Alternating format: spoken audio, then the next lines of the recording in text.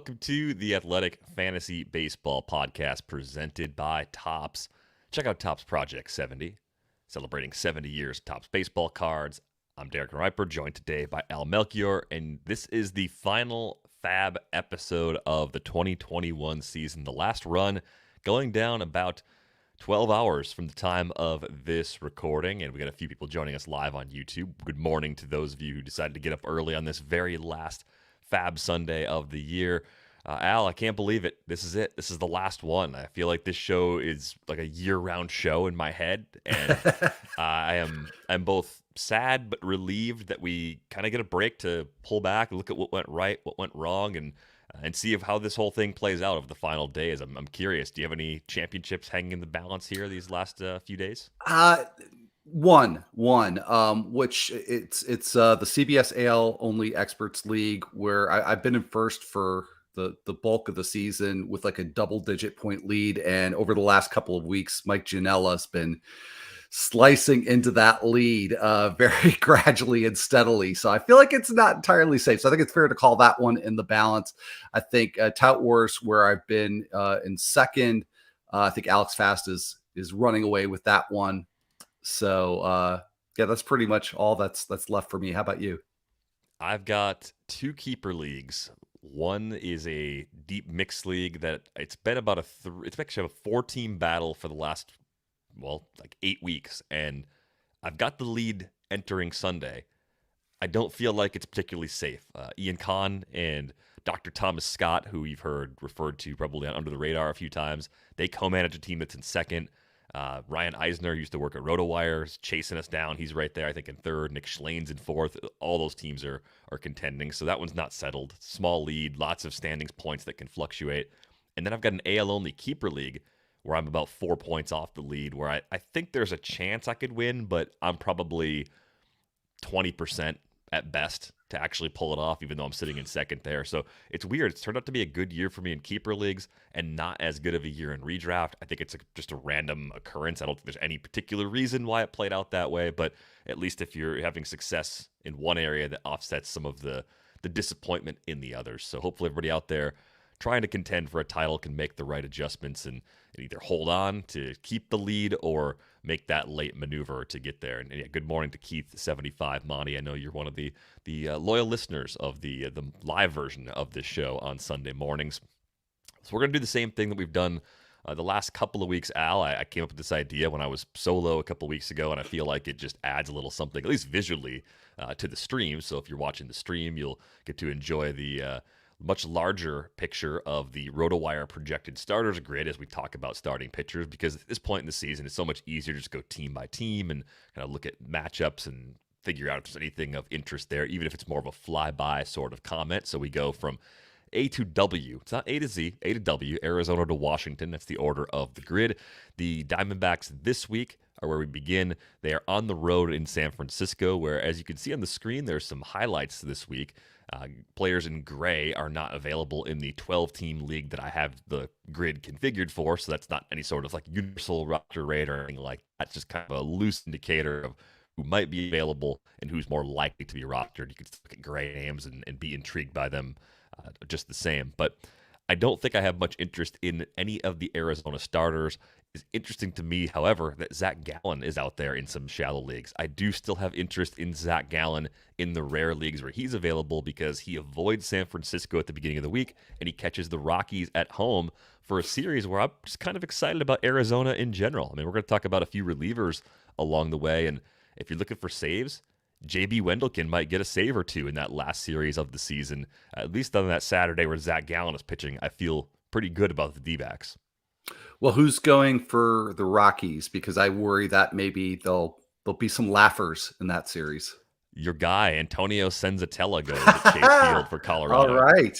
Yes, that's like a 4-3 game right there. Right. But definitely think Gallen is startable. Now, yeah, I would say Senzatella is very usable there too. Easier to probably get Senzatella, given that people stay away from him in Coors, and they just spent a week at home, if I'm not mistaken, the first part of their week also in Colorado to close out the season. Luke Weaver, maybe for next year is one of my last pitchers still rosterable, but definitely not someone I'm throwing out there against what has been one of the league's best offenses when the Giants need every possible win to try and hold on to the NL West title. Looking at the Atlanta rotation, this is obviously a more heavily rostered group. Not much to get excited about there on waivers. I'm surprised Jesse Chavez is actually he's part of this team. He's gonna open. I don't think there's anything to really get excited about. As you can see, hasn't gone 2 full innings in an appearance in the last 60 days. So traditional opener, nothing to get excited about there. Huascar Ynoa, I think we talked about last week. If he's out there, of course, you could pick him up and throw him against the Mets, but not much to do with the Atlanta rotation if you're trying to shuffle during this final week. We look at the Baltimore rotation again, and I have the same reaction as last week, Al. I'm really not interested, even though the Chris Ellis numbers continue to exceed my expectations.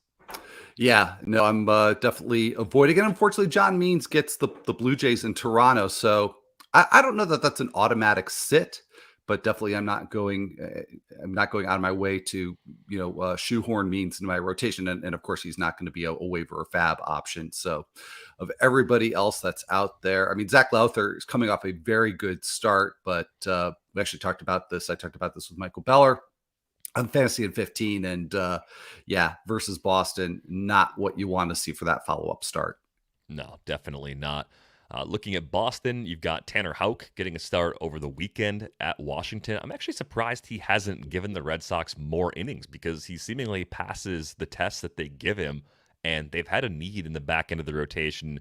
Eduardo Rodriguez is one of those guys who's underperformed, with actual results have underperformed some of the advanced ERA indicators. I still like him in the long run. I think a fresh start outside of Boston in 2022 would make me more excited about him next season than if he were to run it back and stay and have to pitch half his games in Fenway.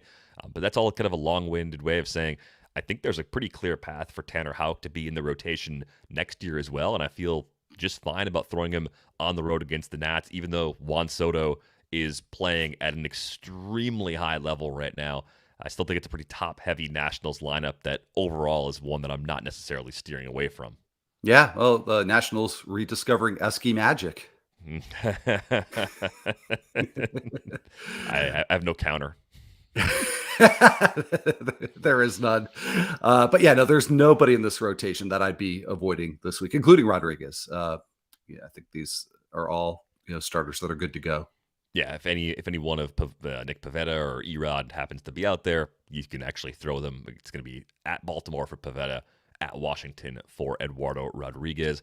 Looking at the Cubs, no 2-start pitchers here because they've gone to a 6-man rotation, so you could probably get away with Alec Mills at Pittsburgh if you're just looking for a one-stream option. I think there's also a chance that he could throw on Sunday. If Keegan Thompson went short, they could just go to Mills to chew up some innings because they're playing out the string in every way on the north side of Chicago right now. I've never been an Adrian Sampson guy, and I just mentioned Thompson. I don't trust it with Keegan Thompson. Plus, that last weekend series is against the Cardinals, and I want absolutely nothing to do with the Cardinals right now unless I feel good about the pitcher trying to go up against that lineup. Yeah, the Cardinals just don't lose anymore. So if you need wins, skip that one. But yeah, no, I'm not really not excited. This is really for me the flip side of the Red Sox rotation. There's nobody here I'd really be interested in starting. Kyle Hendricks, I suppose. I mean, he's got a great matchup at Pittsburgh, but just such a disappointing season for him. And I could see passing on him unless it was a deep league where I just didn't have better options. Yeah, is Kyle Hendricks just kind of a snap sort of bounce back guy for you next year? I mean, do you think there's likely to be value there? I assume he's going to fall outside the top 200 overall because the stuff's never been overpowering anyway, but he's got a long track record of putting up really good ratios over pretty good volumes of innings too. You never get a ton of strikeouts, and it's weird to see his strikeout rate even lower than usual right now. The swinging strike rate, 8.9%, is the lowest it's been since 2017. I still kind of look at him and think he'll be himself or a much better version of himself. Maybe he's a high 3s ERA and a 120s whip guy going forward, but that to me is a really good pitcher if you're getting him as late as I think he's going to go next year. Oh, I completely agree, and especially in the offensive context that we're in right now. I mean, that's not bad. Those numbers have some value, and yeah, I do think Hendricks will bounce back. I do think that this season will be the validation that the Hendricks doubters have been waiting for. And I think there's definitely an opportunity there to be able to get some value without having to reach for it. And I wouldn't be willing to do that, but I don't think I'll have to. Yeah, I'd be more worried about him if there was a velo drop, because since he lives in the high 80s, if he falls into the mid 80s, then yes, that is a problem. That would be a sign of the beginning of the end for Kyle Hendricks, but that hasn't been the case for him here in 2021. And I also wonder if there's a chance they would shop him this winter and try and send him over to a contender. Maybe that would reduce some of the appeal, since Wrigley most days is a pitcher-friendly environment. He could have somewhere more hitter-friendly, but he'd have a better team context, which would probably offset that bump in ratios. Looking at the Reds, Wade Miley gets the Pirates over the weekend if he's been dropped. I know he's been kind of an on-again, off-again option for people throughout this season. Unfamiliar name for me at the beginning in Reiver Sanmartin, and let's see what he's up to. Well, he's actually pitching pretty deep into starts at AAA, so if he in fact is going to make that start on Monday against the Pirates, there could be some daily league stream appeal there. I don't know if I want to really put my season on the line with a lefty who I've never seen in the big leagues before, but you can see AAA numbers have actually been pretty good, Al. Over a strikeout per inning, only 23 walks, and just 6 homers allowed this season at AAA Louisville, working mostly as a starter. Yeah, I'm with you in that it's not the week that I want to be taking that sort of risk. Might be an interesting option for onlys. I'm not sure about Miley, and not only just because he's on the IL and hadn't pitched well before that, but I had seen something on Saturday that said that his season was effectively over. I think he can be activated for that Sunday start. So that's another element of risk there too, that I'm just not certain that Miley is pitching that game. And especially if the Reds are out of it, which is how they're trending at this point. I'm not sure, unless it's just an opportunity to let him throw a few innings and kind of see where he's at. I'm not sure what the upside is for the Reds of letting Miley start that game. Yeah, since it's a neck injury, I think I would err on the side of what you saw. I think it probably is a case where even if he's eligible to pitch in that game, there's not really any reason for them to make him do it at this point. So Sanmartin might actually get 2 turns the way this all plays out, depending on how the Reds want to chew up those matchups. One at home against the Pirates, then one on the road against the Pirates on Sunday. Just not a lot of certainty about how those innings are going to flesh out either way. Looking at Cleveland again, not a whole lot to get excited about here. I'm curious if you have a strong take on Eli Morgan. I've continued to ignore him. I know he pitched well last time out. At Texas is certainly not a bad matchup. Is he somebody you'd actually think about streaming if you didn't really worry about the ratios? You're just looking for volume and need a contingency bid, which at this point, I feel like your bid lists have to be about as long as they ever get just to make sure you fill spots. Yeah, and that's exactly the way I would look at Morgan for this week. Put him on that list, and I think it is situational depending on where you are in the standings and what categories that you need to be worried about at this point. But I feel like probably more than not that this is a good spot for Morgan. He's been inconsistent, so I feel a little bit of trepidation using him against the Rangers. But I think that he's not going to be the first pitcher on the list in FAB, but I think further down I'd feel good about that. There was a time, probably back in February and March, where if you just said, hey, Logan Allen's going to be out there in September, the matchup against the Royals, do you think you're streaming him? I would say, yeah. And I would answer that question differently if the same question were posed to me today. We just haven't seen enough from him to actually take that chance, even though the Royals are a matchup that you would definitely be seeking out otherwise at this point in the season. From the Rockies, I mentioned this earlier, home to begin the week, so I don't have a lot of interest in Kyle Freeland or Peter Lambert, but Antonio Senzatella catching the D-backs in Colorado. The only thing about that start I don't like is that Zach Gallen's going on the other side, but if you believe in Antonio Senzatella at all, that is a great spot for him to close out his season. Yeah, I absolutely agree with that. I may like him the best of all the Rocky starters this week. I'm kind of back on the Kyle Freeland train. Good start the last time out. Had a really good extended 2.5 month stretch of just good start after good start, including a bunch of home starts. So there's always risk, obviously, pitching at Coors Field. And I think we've talked about the fact that the Nationals, and as you mentioned earlier, just in this episode, that, especially at the top of the lineup, they can be dangerous. So I'm kind of on the fence about starting Freeland this week, but yeah, I feel good about Senzatella. I do not feel good about German Marquez. He just hasn't been very good over the last few weeks overall. So I'd probably set this one out for him. It's interesting. Yeah, I mean, with the split, getting the second one at Arizona, I think I'd be on the side of pushing him in unless I'm protecting ratios, in which case I'm thinking a little more carefully about those alternatives. So I think he's more of a situationally dependent sort of guy in this two-step. But that wasn't the case for a while earlier this season. It was just kind of let him rip anytime he was out there. So think about those alternatives if you happen to be in that position with Germán Marquez. The White Sox, that rotation, mostly rostered. Dallas Keuchel, I'm surprised to see, is rostered in a 12-teamer. It might have been a stream play that just got stuck on someone's roster. If he's available in your league at Detroit, it's been a bit of a mess for him. I think he's one of those guys that if the White Sox don't have to rely on him much in the postseason, they'll try to steer away from him. But depending on how much depth they get from other starters and depending on the health of Carlos Rodon, I think that's going to have a lot to say about how they use Keuchel in those October matchups. Yeah, it would be kind of hard to see why they would maybe use him over Ronaldo Lopez, but yeah, I'm not sure. Maybe this start will have something to say about that. The start against the Tigers, but yeah, and I would avoid him. I just haven't seen anything there to really reassure me that this is going to be a good move. I would feel fine about Lopez against the Reds. Yeah, otherwise, yeah, everybody's good to go here for starting this week. Yeah, and you look at Carlos Rodon. I mean, he's expected to make this start, and I love what we're getting results-wise. I've talked about him on a few of the Thursday pods now, where I look at him, and I'm scared from a health perspective for 2022. I don't think we can project him for more than maybe 120 or 130 innings. That's kind of the range he's in right now. I think the stuff is as good as it's ever been, and I believe in the skills.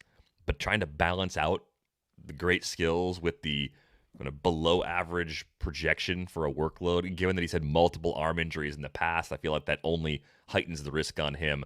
He's one of those guys where I know he's probably going to pitch this week.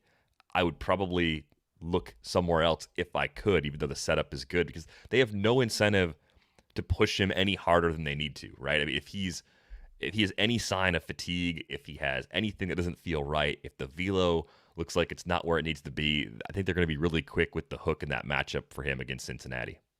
Yeah, there's definitely some risk there for him this week, but again, depends on your situation, but I can't really see sitting him for the potential upside that there is in that start.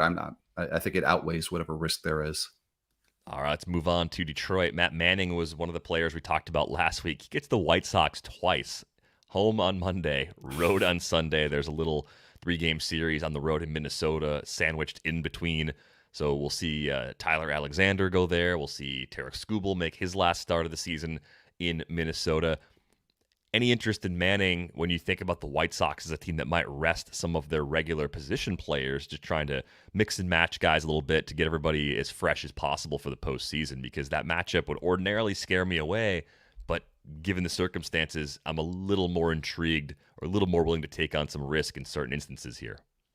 Yeah, well, that's the key is, what instances can you afford to do that? Because if a race is close, I'm staying away from Manning, even with a depleted White Sox lineup. And, we talk about pitchers for whom matchups are irrelevant because you just trust the quality. I don't know what we're going to get from Matt Manning from one start to the next. Might be great. Might be a great 2-start week for Matt Manning. Might be something that blows up your season. So I look for somebody. I'd feel better about Tyler Alexander, to be honest, because at least he gets the Twins and you can be pretty certain that that's going to be a soft landing spot. And then he's scheduled to go against the White Sox on that final Sunday where, almost certainly it's going to be an easier lineup. So yeah, I'd rather go with Alexander. Yeah, I was just looking at Tyler Alexander's arsenal, and the more you look at him, the easier it is to confuse him with Tyler Anderson. It's because it's a lefty. It's not overpowering stuff. It's a pretty deep pitch mix. It's a little more of a command first profile. The ratios now look the same thanks to a Tyler Anderson meltdown against the Angels over the weekend. I'm with you, though. I think he's a little more usable than people probably give him credit for, and I would say he is safer than Manning at this point. So I think that's a fair take if both of them are available and you're trying to play the volume game. It's just sort of the shiny new toy effect is still there with Matt Manning, even though the 2021 season hasn't played out quite the way that we had hoped. Houston, another one of those rotations where everyone's pretty much rostered. I would say if anyone is available, Jake Odorizzi is probably the most likely to be out there in some leagues, and I would throw him on that Sunday against Oakland because it doesn't seem like he's an important part of their playoff rotation. So cutting him short to have him more fresh for their opening series, timing-wise, that's not going to be really a priority.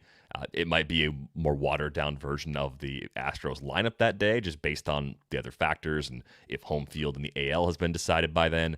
But I do think Odorizzi can go into that Oakland matchup. It's at home, too, and hold his own in that spot. Yeah, I mean, it could just be the opposite scenario where they want Odorizzi to go as deep as he can into that game to just make sure that everybody goes into the postseason fresh. So, yeah, I like the matchup. I like the situation. And I think he's one of the more attractive streamers out there for this week. Yeah, it's a really good point. It's more of a priority to get the short relievers some rest on the final days of the season for a team like Houston than it is to rest the final starter in the rotation, which I think is fairly accurate as to how they see Odorizzi at this point. Let's take a look at the Royals. They always come up on this show because the starters are inconsistent enough to be on and off rosters pretty consistently. The last Royals two-step of the season goes to Brady Singer. He is out there in some leagues. It's at Cleveland in a matinee on Monday, and then a regular season finale start at home against the Twins. So pretty good matchups for Brady Singer.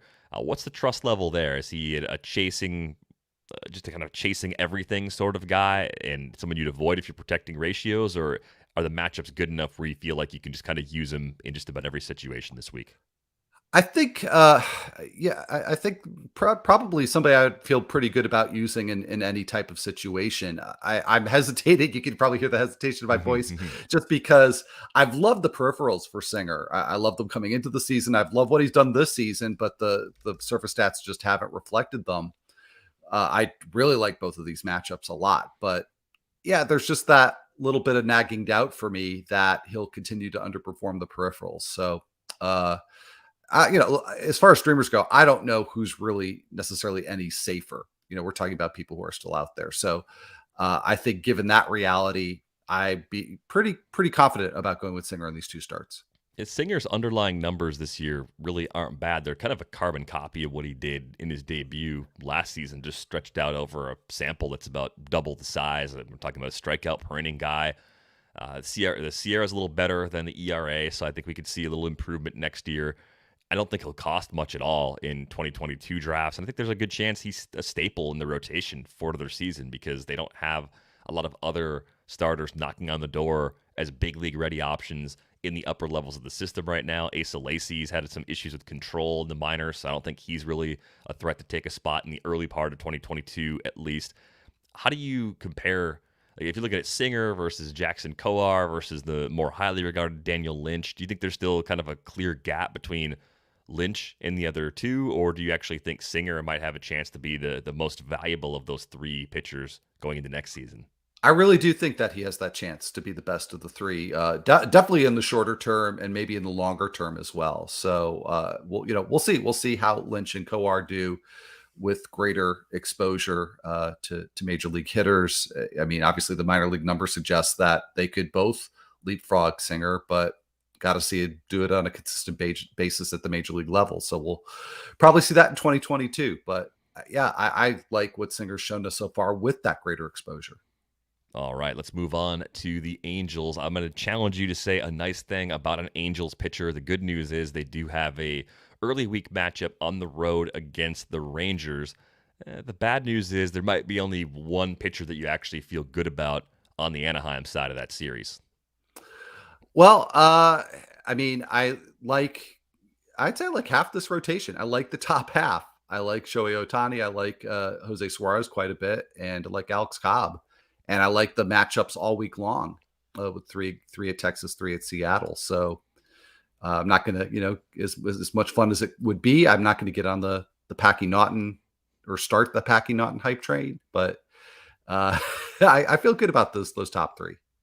Packy Naughton is like an old-time actor name. Like, you expected Packy Naughton to be in the silent pictures. Like, it's just, I don't know. It's one of those, it's like a 70 grade name. So I wish there was a little more to be excited about with him from just a stuff perspective. But the matchup is okay. Like if you had to play him in a really deep league, I think you can get away with it. But I think Alex Cobb's the guy that's had the season that people maybe have overlooked just a little bit. He's got a Sierra under 4 for the first time since 2014. Yeah, it's been a while since he's been that good. I realize a lot of the time he's been in Baltimore and he's been hurt. It's going to be under 100 innings for the season unless he throws, like 12 in his last start of the year, which is not going to happen. But a 25.2% strikeout rate, that is a career best for Alex Cobb. The walk rate has been acceptable in the 8.4%, at 8.4%, and he's keeping the ball in the park, which clearly was a problem at Camden Yards. The stadium in Anaheim has been a little more hitter-friendly since they made some adjustments a couple of years ago. I think this is legit. I think Cobb's going to be one of those guys that teams that like to shop in what I call the TJ Maxx or Marshall's bin in free agency, which I buy a lot of clothes there. This is not me making any sort of judgment. I like to save money too. He's going to fit for teams that don't spend a lot, that teams that don't want to make those multi-year commitments.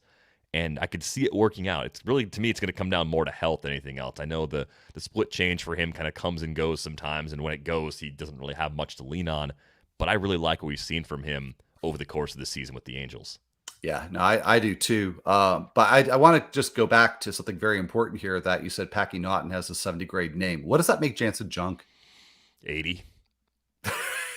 So you got to leave that room for the Jansen junks of the baseball world. Yeah, I mean, I think it's hard sometimes to see the difference between a 70 and an 80 because 70 is amazing. How do you take two levels of greatness and split them up? I think for me, thinking about how baseball people operate, Jansen junk, I mean, it's a perfect baseball pun. That's where you get the extra difference in the grade. That to me puts it over the top.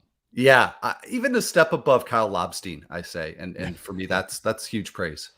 See, we could just spend the rest of the episode just lobbing names back and forth. Like, well, what about Bob Walk? And then it would just go on forever. And I think people would all just hang up, and that'd be it. That'd be the end of the season for us, and it'd be a rough. Like, we would enjoy going out that way. I don't know if the listeners would be as excited about it as we would be. So we forge ahead to Tony Gonzalen, and I think Gonzalen has pitched well in 2 of his last 3 starts. At least he's gone 5 innings. He still seems like they're not just letting him cut it loose. And I wonder if some of the logic that we were putting out there with Jake Odorizzi might apply to Tony Gonzalen, where they would say, hey, let's see if we can just push him a little more in this last outing. It's not at the end of the week, so I feel like it's a little bit less likely by comparison.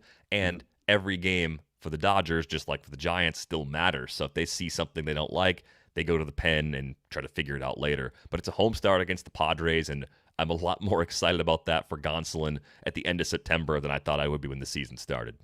Yeah, no kidding. I mean, the Padres now are probably one of the 4 or 5 most favorable matchups, which is just amazing to think if you go back to your April or May self and tell that version of yourself that. So yeah, I think that all makes a lot of sense. I think that the Dodgers are not going to be doing anything weird or funky, at least at that point of the week, in terms of their pitcher usage. So I think Gonzalen's going to have to do well in that start to give you 5 innings or more, but very good chance that he will. I'm such an idiot that if a future version of myself came back through time to tell me something, to give me advice, I probably still wouldn't listen to it. I'm that stupid. Well, I think if present me went back to past self to say, hey, the Padres are really a pretty bad team, yeah, I would think that was crazy. So I probably wouldn't listen to myself either. Yeah. So at least we're in the same boat for that.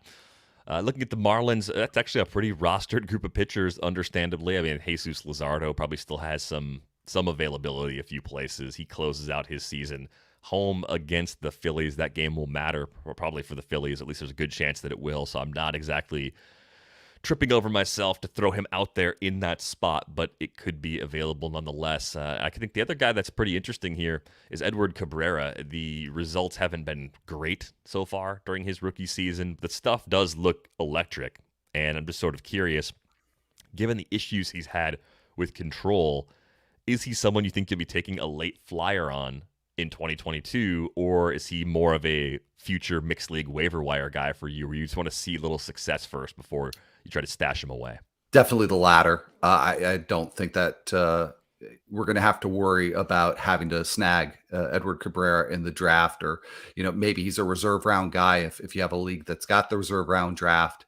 But yeah, I think he's somebody that's going to hang out there until he can be one of those pitchers that, in April or May wows us with a great early start. So I'm willing to take that risk that I'll have to, battle the other owners in FAB to get him, because it's been a kind of a disappointing debut for him. But, as we've seen with hitters and pitchers this year, that, surprise, surprise, it takes great players a while sometimes to figure out how to succeed against other great players. So I certainly don't write Cabrera off. I just don't think I need to invest a draft pick in him next year to be able to get him if things work out.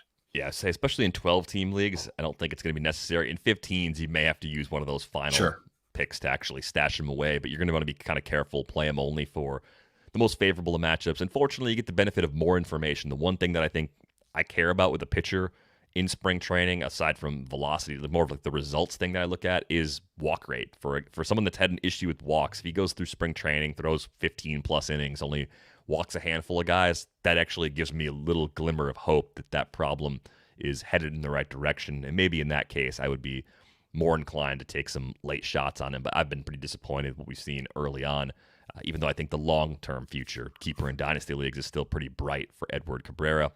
Looking at the Brewers, they have a early week series against the Cardinals and a end of season series on the road against the Dodgers. Not exactly easy spots. Brett Anderson, Adrian Hauser, and maybe Eric Lauer. I think Lauer's been scooped up in most competitive leagues by now. Not good spots really for any of them. I guess this is a how much do you trust Eric Lauer question for the upcoming week, because that is a really difficult spot for him next week, Friday. It is. And as somebody who has Lauer, I almost certainly won't be starting him this week. There's too much likely that's going to be at stake for the Dodgers there. Lauer's somebody I feel like I've gotten very lucky with, because the peripherals haven't really backed up the surface stats for him. So, it just seems like this could be the start where it all kind of falls apart. And in the week where, it probably matters the most. So I'll probably stay away from Lauer. I know we talked about the Cardinals before, but I actually don't mind this matchup for Hauser. And, you talked about Alex Cobb kind of being underappreciated and under-rostered. I feel like the same is for Hauser. It's a little more understandable just because, unlike Cobb, he doesn't really have the strikeout appeal. But he gets it done. And while the Cardinals, obviously, they just win and win and win, I still don't find the lineup to be sufficiently fearsome that I think, okay, well, here's somebody, Hauser, who's been really, consistently pretty good. And yeah, I think this is where it's all gonna, come unraveled for him. I just don't see it. No, I don't think it's a disaster situation. I mean, I think Hauser has exceeded our expectations on multiple occasions, and as good as St. Louis is right now, he can be fine. I mean, I think the thing that's pretty clear to me with Adrian Hauser, we're just never going to get a great strikeout rate from him. I think what we saw 2 years ago is the best it could ever be, but I'm not even expecting that from him. I see him as more of a guy that's trying to just get a lot of outs on the ground and trying to induce a lot of weak contact. It's a skill that he truly owns at this point. And I think being in a more cavernous ballpark like St. Louis is one of those road spots where I actually do trust him quite a bit. And you can see a couple of good results against the Cardinals more recently. I've never felt particularly good about saying like, oh, well, just because he's faced them recently and had success, he's going to have success again. But I also don't feel like if you get hit by a team and you see him again, you're going to go get hit again. I think that messes with some people. For me, every matchup is different. Teams keep adjusting. Pitchers have to keep adjusting back to everything that they see. So I wouldn't say, oh, he's due to get hit because he's stymied them twice already in September. I would say it's a pretty good matchup for him, and it kind of fits his profile well. And I think the one thing that's also helped Adrian Hauser this year, the Brewers have an elite defense. So as a guy that does allow a lot more contact, he can benefit from the quality of the defense he has behind him at a level that has been even better than it's been in the last few years too. Yeah, and just to move ahead, because I know we're alphabetically a ways from St. Louis here, but for the same reason, I'll trust John Lester this week. With that really great infield defense behind him. Yeah, John Lester actually maybe viable here in this final week of the season if he's still out there. Probably out there in some 12s for sure. I think he's out there in the one that I've got pulled up for the grid too. Moving on to Minnesota, Bailey Ober, a frequent topic of conversation on our Sunday pods. He's home against the Tigers. I do like him for that matchup. A little surprised to see Michael Pineda out there, which makes me want to click on his name and just verify that there's not some sort of injury news or something on him. Nope, not the case. Good ratios so far this year, slightly lower K rate. Home run rate's up. That's always part of the problem with him. But yeah, you look at the recent workloads. He's been going 3 consecutive starts. No concerns really for me with Pineda. I think he's among your last week options given the matchup against the Tigers, pesky as they have been. John Gant sitting there with a sub-4 ERA. You throwing John Gant this week against the Royals? I probably am, and it has nothing to do with the ERA because for most of the season, particularly the part of the season that Gant spent with the Twins, I wasn't buying it at all. And ultimately the Twins weren't buying it either. But he's been a different and much better pitcher with the Cardinals and changing up the pitch mix a little bit, getting more strikeouts. So I like the matchup. I like the way that Gant had been trending. So yeah, I think I would trust him with the start. Yeah, I'm right there with you. I think he's actually at least a contingency option for me for this week. Looking at the Mets, Rich Hill's still out there in some 12-team leagues, home against Miami. Use that start. That is a good start for him. I know the Mets have nothing left to play for anymore, but there's no reason why Rich Hill can't go 5 or 6 innings and pick up a W in that matchup against the Marlins. The Yankees have Jameson Taillon penciled in to come back for a road start against the Jays on Thursday. Are you interested in him in leagues where he was dropped? Oh, no. Not with that matchup. Absolutely not. Yeah, kind of an easy avoid, I think, for me to more of a Hail Mary sort of play if you were thinking about putting Taillon into a lineup. Oakland's got Cole Irvin going Monday at Seattle. That should be his last start of the season. He's playable there, but I think there has been kind of a gradual correction for him. I think we're getting a better indication of what the future might look like, and I think it's probably a low to mid-4s ERA, and I'm not that excited about him, but he is startable on Monday if you need innings and the possibility of a win. But that game mattered for Seattle too, so that's not going to be a breeze by any stretch of the imagination. Looking at the Phillies, Kyle Gibson's out there in a few leagues. I think he's okay, but at Atlanta's not necessarily a spot where I'm excited to throw a guy like that. So usable, but I don't know. I don't feel good about it, Al. I actually do. Gibson was somebody I actually wrote about for the final next week in fantasy baseball. And he was one of 5 pitchers that I highlighted who have not put up good results over the last month and a half or so. But unlike most of the other pitchers on that list, Gibson actually has some pretty decent peripherals. So I understand that the matchup is not ideal, but I think that Gibson at this point can handle it. So I would feel okay about starting him. All right. Well, I think err on the side of Al's analysis with this one. For me, I've been burned by Kyle Gibson so many times before that I can't quite shake that feeling of the way I need to be able to shake that to make a good call on him. But it does seem like a reasonably tough spot. Max Fried going for Atlanta in that one.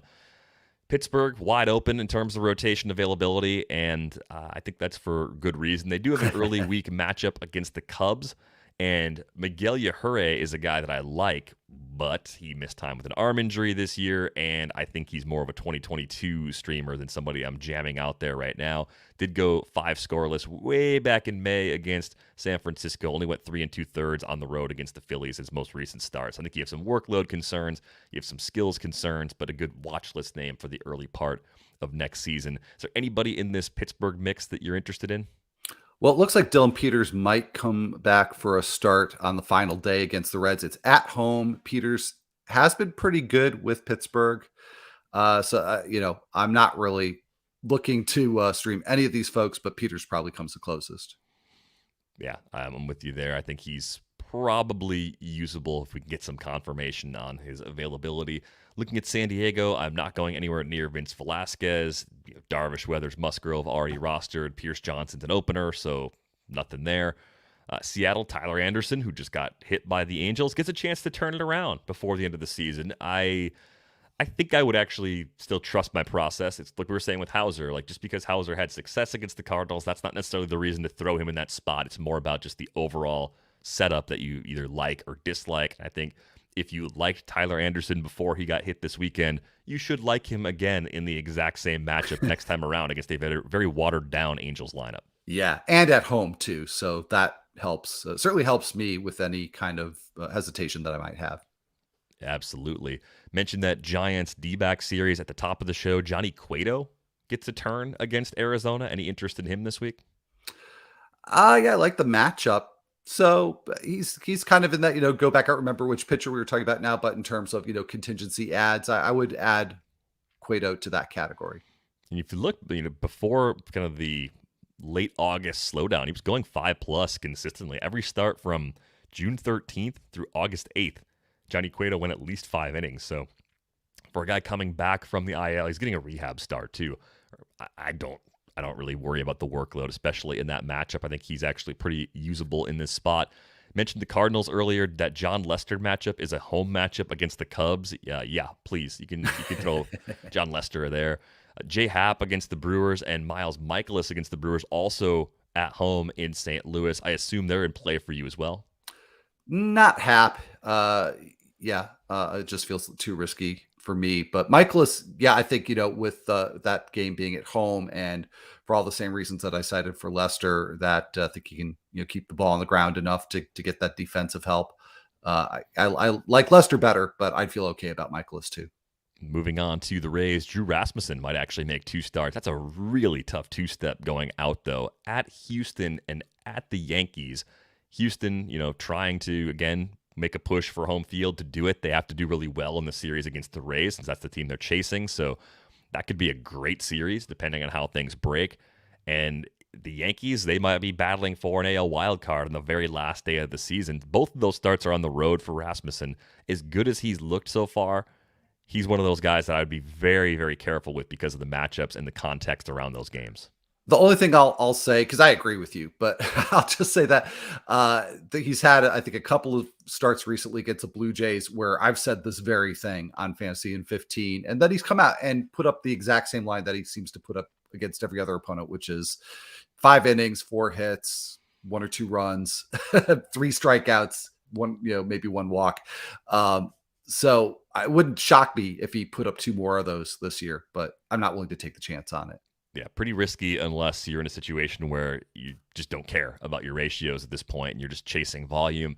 Shane Baz could start again, unconfirmed. We're going to see him again on Sunday before even getting to make a call like this. But what's your interest level in leagues where he just became available? Because in NFBC leagues, he wasn't available last weekend since he hadn't pitched in the big leagues yet and wasn't drafted in most leagues. If he goes again, it's over the weekend against the Yankees. It really seems to me, much like Rasmussen, they trust Shane Baz. Like, they're putting him in these difficult spots because they think he could be a big part of what they're doing in the postseason. But are you actually comfortable throwing the rookie in what will be his 3rd big league start in those conditions at Yankee Stadium? I am. And I understand that, we're working with extremely limited data here with Baz. It should be a tough matchup with a lot on the line for the Yankees. But the way I look at this is that, if I start him and he blows up, maybe that cost me a title or cost me something I'm shooting for in whatever league I'm in. But if I sit him and he pitches like he did in his debut, how dumb am I going to feel? So I'm just going to go with my gut on this one and start him. Yeah, 3 average or better pitches in that debut from Shane Baz. Very encouraging. Not all like out of line with the scouting report at all. He's looked fantastic in the minors, of course, too, but controlling things really well. And I think that was something that earlier in his career, there were some questions about walk rates and whether or not he was going to be, an asset in that regard. It looks like he's really figured out that aspect of his game in the last year or so. The Rangers, we've talked about a lot of their starters on this show throughout the final 2 months of the season. The Angels, the first part of the week, I understand if you want to throw AJ Alexy, why you would try to do it. I actually think he's below the level at which I would stream someone against the Angels, so I wouldn't do it. Taylor Hearn, kind of in a similar situation. I think if I had to pick between the two, I actually like Hearn a little bit more, and then there's Glenn Otto out there too, but not necessarily a good week for the Cleveland or for the Texas starters with the Angels and Cleveland. It is all at home, so I guess that's the one sort of silver lining here where I look at those guys and I just think they're too risky based on skills, not based on matchup. Yeah, I agree. I think out of this whole group, the one I probably like the best is Glenn Otto, even with the really high ERA, because he has been a strand rate victim. He's had some really good starts. And this is a really, as we've said already, I think a couple of times on this episode, against the Angels is just a really good matchup, and especially in Arlington. So he, to me, is really kind of head and shoulders above everybody else, and the one who's really worth some genuine consideration. Hearn, I like okay in that spot as well. Yeah, I think Hearn might be a good starter in the long run. I'm very, very cautious here because I don't know what they're doing in this rotation in the offseason. They clearly need to go out and make some more moves. I don't know how they're going to trade for starters necessarily unless they're trading really young prospects away. So they're probably going to do their usual thing, also living in that TJ Maxx Marshall's bin, but doing a good job of it too. Like they're finding the best stuff in the bin in the last couple of seasons. I would say Mike Minor is a success story for them. Lance Lynn, who of course they traded. Dane Dunning will be a holdover because of Lance Lynn. Like they've found ways, but of that group, I think for me, Taylor Hearn's the one that I would be most likely to bet on for next season at this point. Looking at the Jays, that's a very rostered group of starters, so nothing for us to really break down there. We move on to Washington. They've got this is brutal. Josiah Gray at Colorado. I want to like him. I can't like him in this 2-start week to close it out because it's at Colorado where I want nothing to do with them, and then home against Boston in a game that absolutely might matter for the Red Sox. So I think Josiah Gray is pretty much a non-option for me. And you've talked about Eric Fetty pitching kind of well at times, but ERA is up over 5. I don't want him even at home against the Red Sox either. Yeah, agreed. And when I've been pretty confident about starting Fetty, it's been with good matchups. So yeah, this is not one of those. So would certainly be avoiding him. Josh Rogers versus the Red Sox as well. Yeah, there could be potential for a lot of home runs against Josiah Gray in Coors Field. Yeah, absolutely. Unfortunately, just not a guy in a good spot to close out his season. I do have some interest in him next year, though, because I think he's pretty clearly a part of the Nationals 2022 rotation plans. Let's get to some bats. Speaking of the Nationals, Keibert Ruiz still out there at about 2/3 of CBS leagues. I think if he's out, he's absolutely playable final week, especially with a Colorado series in there. What are you waiting for? It's even in the single catcher, more shallow formats where he maybe hasn't been picked up yet. Ruiz absolutely should be viable for this final week. Yeah, no question about that. Must add, must start at this point. Harrison Bader heating up as part of the Cardinals' offensive surge, similarly available to Ruiz. Any hesitation at all in picking up Bader? Well, the last time that Bader came up for me on this show, I dumped cold water all over the idea of using him. So at this point, with one season left in the season, or 1 week left in the season, even if I'm not totally convinced that what we're seeing lately is something that's sustainable, he can sustain it for another week. So as a hot hand play, I'm on board. Speaking of hot hands, how about Nick Gordon as a guy doing a little bit of everything? The power especially was something I did not see coming from him, but Minnesota giving him plenty of opportunities here down the stretch. Almost an everyday guy for them for the better part of the last couple of weeks now. If you're looking for some speed especially, he's 10 for 11 as a base stealer so far in 67 games with the Twins this season. He's popped 4 home runs along the way, but you're really picking him up as a late season speed play. Any sort of power you get from him is just a bonus, isn't it? I agree. I agree. But yeah, just the steals alone make him worth picking up this week. And by the way, up until 2 days ago, he was still available in that AL only league that I talked about the outset of the show. Unfortunately, Ooh. it was Mike Gianella and not me who picked him up. I hope I don't come to regret that. But just a way of saying that do check your waivers because there's an excellent chance that he's out there. Couple names we hit last week that are worth hitting again. Leigh Diaz in Miami, getting plenty of opportunities there. As I said, he's shown us something in the minors. I think there's definitely some developing power there. Playing time's consistent, kind of in the back part of the middle third of the Marlins lineup. Lots of opportunities to drive in runs. Jose Siri still out there, Al, in a decent number of leagues. I don't know what people are waiting for. And Brantley banged up with the Astros. Playoff seeding possibly being clarified in the early part of the week. I could see Siri playing more than people expect if, their fate is clearly known by the end of that Rays series. Yeah, I agree. And I think a similar play to Gordon that you might get some steals out of it.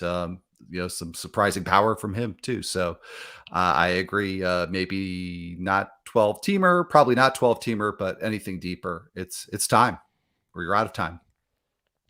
I made the mistake. Well, it was on purpose, but I made the mistake of sorting my free agent list by playing time again yesterday, and I was starting to talk myself into Jack Mayfield just because he plays every single day for the Angels. I don't think I like anything in his profile, and yet here I am with my season on the line, thinking, well, he might play every single day, and he's going to hit higher in the lineup than he probably should. Maybe something good can happen.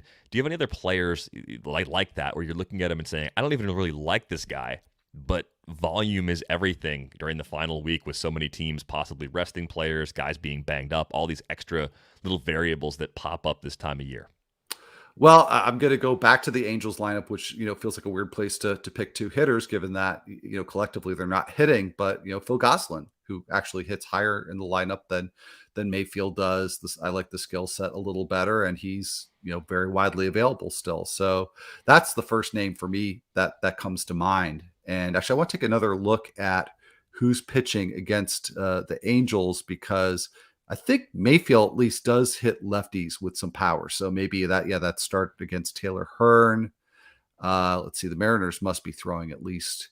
Yeah, they're throwing a couple lefties, Anderson and Gonzalez. So that's not a bad play, Mayfield, this week. No, I think he's got 3 lefties out of the 6 games the Angels are scheduled for. So I think that was the other thing. I was like, oh, I am talking myself into Jack Mayfield. But don't overlook the guys that actually are playing every day, because the contenders can get a little bit goofy with playing time at this point in the season. Tommy La Stella's out there in some leagues too. And I realize coming off a series in Colorado, the numbers pop a little more than they ordinarily do. But he's playing a ton for the Giants, and obviously every game matters, like I said before, but it's a great lineup. There's not many players in legitimately great lineups that are just sitting out there in the wire and mixed leagues.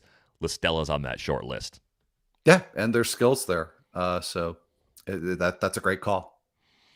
I mentioned it kind of in passing a little bit earlier, just in case there's anybody else out there that people could be picking up for saves. JB Wendelkin is my guy if you're looking for just a save or 2 in the final week. I think you're really hoping for those to, again, come over the weekend against Colorado. You're probably not getting saves against San Francisco from any Arizona reliever in the early part of the week. But is there anybody else that's caught your eye picking up saves lately that you think might be a useful option for the last week of the season?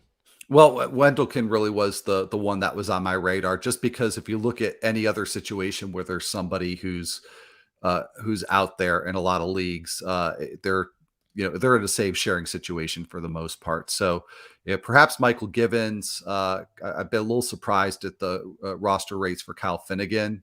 So I maybe would add those two to the list, but Wendelkin, you could be pretty sure is going to be out there in most leagues. Yeah, maybe Andrew Chafin out there as part of the mix for Oakland. They're still trying to scrap their way back into the playoffs. I mean, I think they basically have to win out to make it happen. So we'll see. Maybe on Sunday we'll know what their fate looks like. But he's a little bit of the rotation that they're using to close out games right now in Oakland. But this time of year, I feel awful with the relievers I pick up. I just feel like it's a complete blindfold situation, because even the little indicators we look for earlier in the year to determine who's going to get a chance to close when we speculate, I feel like those are mostly out the window at this point. Yeah, no, I agree. It's just all about opportunity, which I think, Wendelkin, that does make him somebody to target. Before we go, any other waiver wire thoughts or anything that has really helped you this year that you picked up on the wire? Like if you win that league where you're going toe-to-toe with Mike Gianella, Al, is there a waiver pickup that you can give some of the credit to? Actually, we've talked about him a lot. Alex Cobb has helped me in several leagues. So definitely would, and I've got him in that league as well. We talked a little bit offline right before here. I got Jazz Chisholm in one of the early weeks in Tout Wars and FAB, and I understand that for most of the season, it's not, his performance hasn't really held up to what he did for the first month. But the steals have been steady at times, and a little bit of power here and there. So I would still count him as one of my better pickups. Certainly was glad to get in on Nestor Cortez while I still could.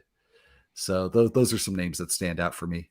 Yeah, I had Luis Garcia in some mixed leagues early in the season. He was even a stash at the end of drafts in a few deeper leagues, but he's been one of my favorite waiver pickups of the year because he's come up and just provided so much value in that Houston rotation. Here's a question. I didn't think about this guy because I kind of forgot that he was in the mix again for playing time. He's playing center field right now. We talked about Nick Gordon a little earlier, but what about Gavin Lux for this last week? I mean, he's up, and they really sort of tried to push reset on Cody Bellinger. AJ Pollock is also healthy now, too, so there's a complicating factor there for a little while. With Bellinger on the IL and Pollock previously hurt, Lux had a very clear path to playing time. But how do you see things playing out for Lux, and now that Pollock is back, for Pollock too in the final week?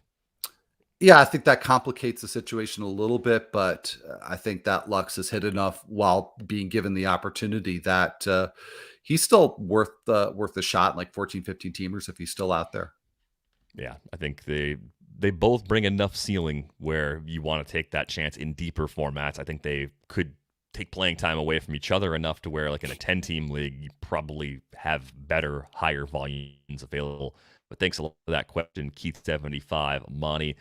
We're going to wrap things up for the season for this edition of the Athletic Fantasy Baseball Podcast. Thank you to all of you who've tuned in live over the course of the year on YouTube. That was a new thing for us this season. Hopefully something we're going to bring back again in 2022. Thanks to Al for closing out the season with me, Michael Beller for being here throughout the season as well. It's been a lot of fun doing this pod with both of you, and Al, I hope you find a way to defeat Mike Gianella in the final week of the season. He's our friend, but a silver medal for Mike and a gold medal for you is something that I'm hoping for.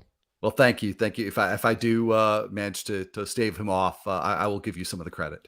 I don't deserve any, but I appreciate that nonetheless. On Twitter, you can find Al at Melchior BB. I am at Derek Van Riper. This is a great time to sign up for The Athletic if you're just a fan of other sports. Obviously, fantasy baseball season is coming to an end, but theathletic.com/fantasy baseball podcast gets you a subscription for half off for the first year. So a nice deal there. All the playoff baseball coverage you could want. Once my two early rankings for 2022 are ready, which is probably more like a week from now at best, but probably more like 2 weeks from now. Once they're ready, they go up. Those are pretty fun to look at because you can already start thinking about next season.